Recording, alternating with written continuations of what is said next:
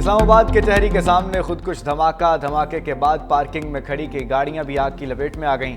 5 जाँ बहक 13 अफराद जख्मी। इब्तदाई तहकीकात के मुताबिक मोटरसाइकिल सवार पुलिस वैन के करीब आया, इसी दौरान धमाका हो गया। ऐनी शाहिदीन के मुताबिक 2 धमाकों की आवाज़ें सुनाई दी गईं। मोटरसाइकिल और कार में बैक वक्त धमाके से आग भड़की। बेशतर जख्मियों की हालत तशवीशनाक, पिम्स अस्पताल में मुंतकिल। 27वीं आईनी तरमीम बिल कौमी असम्बली में पेश। वज़ीर कानून आज़म नज़ीर ताड़ ने 27वीं आईनी तरमीम का बिल पेश किया है। आज़म नज़ीर ताड़ ने कहा कि आईनी तरमीम इत्तेफाक राय से की जाती है। आईनी तरमीम की मंजूरी के लिए 224 वोट दरकार हैं। हुक्मरान इत्तेहाद के पास 237 की अक्सरियत मौजूद है।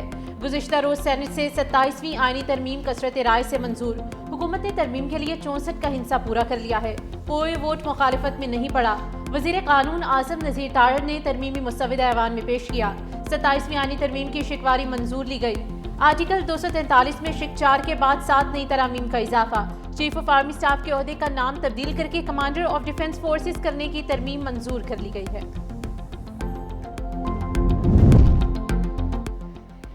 MQM की तजावीज़ पर मुश्तमिल 28वीं तरमीम जल्द ऐवान में आएगी। कुछ जमातों के एतराज़ पर हमारी तजावीज़ 27वीं तरमीम में शामिल नहीं। वफाकी वज़ीर सेहत मुस्तफ़ा कमाल का कौमी असम्बली में इज़हार ख़याल। कहा, मुल्क की तरक्की और खुशहाली के लिए मिलकर काम करना है। मुल्क का निज़ाम मौजूदा बल्दियाती निज़ाम से नहीं चल सकता। MQM ने आर्टिकल 140 में तरमीम की बात की। मुस्तफ़ा कमाल ने मकामी हुकूमतों से मुतालिक MQM तजावीज़ पर इत्तफ़ाक़ पर वज़ीर आज़म और काबीना से इज़हार तशक्कुर किया।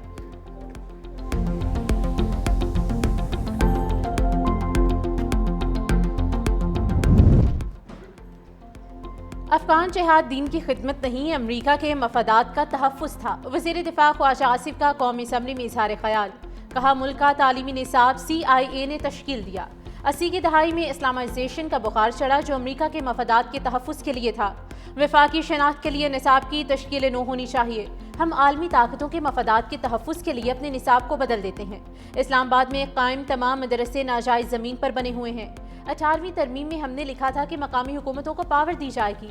जब तक मकामी हुकूमतों को एम्पावर नहीं किया जाएगा, जमहूरियत मजबूत नहीं होगी।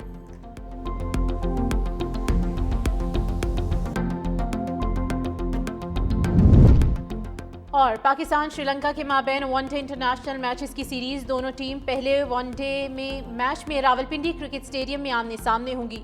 रावलपिंडी पुलिस के फुल प्रूफ सिक्योरिटी और ट्रैफिक इंतजामात।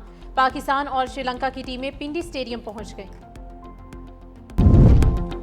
इस वक्त 27वीं आईनी तरमीम मंजूर कराई जा रही है। बिलावल भुट्टो का तकरीब से खिताब। कहा, हमारा मुतालबा है कि मुल्क में आईनी अदालत होनी चाहिए। हमने 18वीं तरमीम इत्तफाक राय से मंजूर कराई।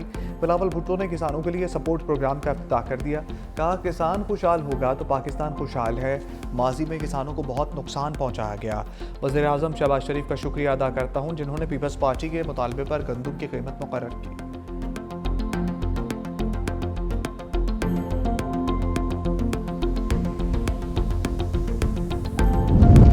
तरमीम जो ये करने जा रहे हैं आइन के मुनाफी है। बैरिस्टर गौहर कहते हैं इसके खिलाफ एहतजाज करेंगे, अदालत जाएंगे। इस कानून साजी के बाद पहली बार होगा पाकिस्तान में कोई चीफ जस्टिस नहीं होगा। इस तरमीम पर लोग सोग में हैं। तरमीम इत्तफाक राय से होती है, अददी तादाद देखकर नहीं होती।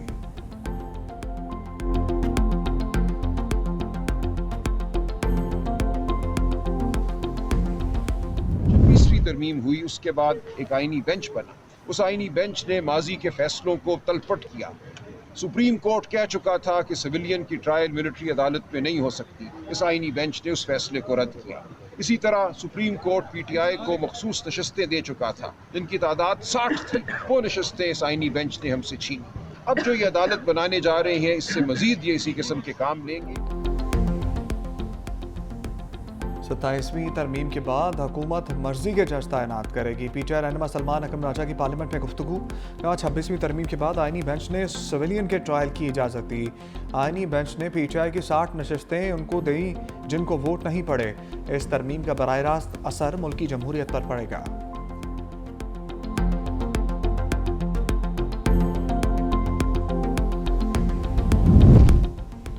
इस्तिस्ना पर एतराज़ है तो हम सिर्फ आर्मी चीफ को इस्तिस्ना देने जा रहे हैं। वज़ीर दिफ़ा ख्वाजा आसिफ का एक्स पर बयान। कहा, आपने तो जनरल बाजवा को बाप बना लिया था जिसकी बाज़गश्त आज तक सुनाई दे रही है।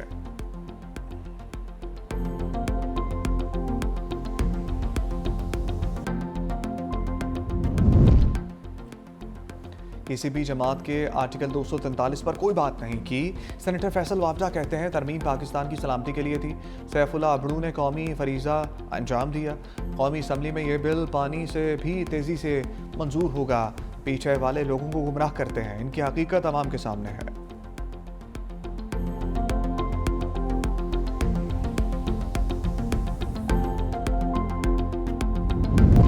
भारतीय दारुल हुकूमत नई दिल्ली में धमाका, 10 अफराद हलाक, मुतअद्दिद जख्मी। भारतीय मीडिया के मुताबिक धमाका लाल किला मेट्रो स्टेशन के गेट नंबर 1 के करीब गाड़ी में हुआ। धमाके के बाद मुतअद्दिद गाड़ियों में आग भड़क उठी।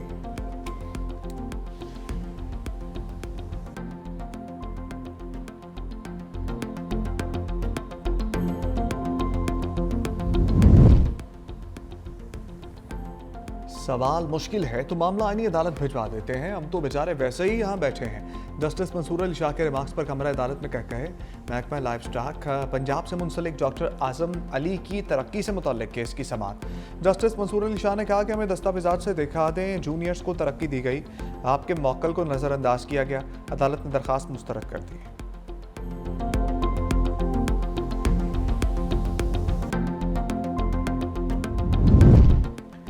PIA इंतजामिया और इंजीनियर्स में तनाज़ा हल ना हो सका। इंजीनियर्स की हड़ताल मजीद 7 परवाज़ें मनसूख। 48 ताख़िर का शिकार, फ्लाइट शेड्यूल मुतासर होने से मुसाफिर ख्वार।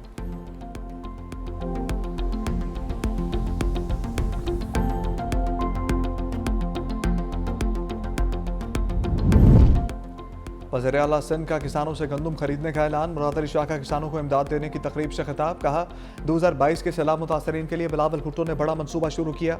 मुतासरीन की रिहाइश के लिए 21 लाख घर बनाए। मजीद कहा बिलावल भुट्टो ने कहा हमने काश्तकारों का ख्याल रखना है, अपनी गलती के बायस गंदम इम्पोर्ट करना पड़ी।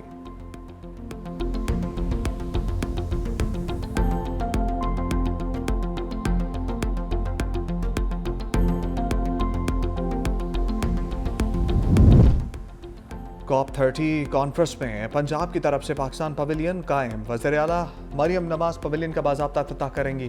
खिताब में पंजाब हुकूमत की माहौल दोस्त पॉलिसियों पर इज़हार ख्याल करेंगी। पवेलियन में सुथरा पंजाब और समेत दीगर इक़दामात को उजागर किया जाएगा।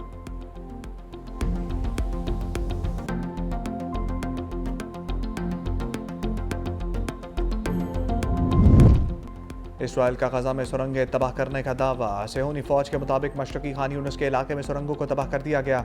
इसराइल की जंगबंदी के बावजूद मुसलसल गोलाबारी, कई घर तबाह। इसराइली फौज के सरबरा लेफ्टिनेंट जनरल एयाल ज़मीर का कहना है कि सुरंगों में इसराइल के खिलाफ खुफिया सरगर्मियां चल रही थीं।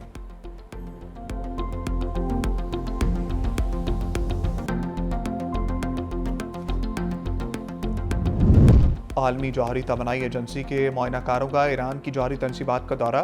तर्जुमान ईरानी वज़ारत ख़ारजा के इस्माइल बक़ाई ने कहा कि जब तक NPT मुआहदे के रुकन हैं, जिम्मेदारियां पूरी करेंगे। तर्जुमान ने मुआयना कराई गई जौहरी तनसीबात की तफसीलात से आगाह नहीं किया।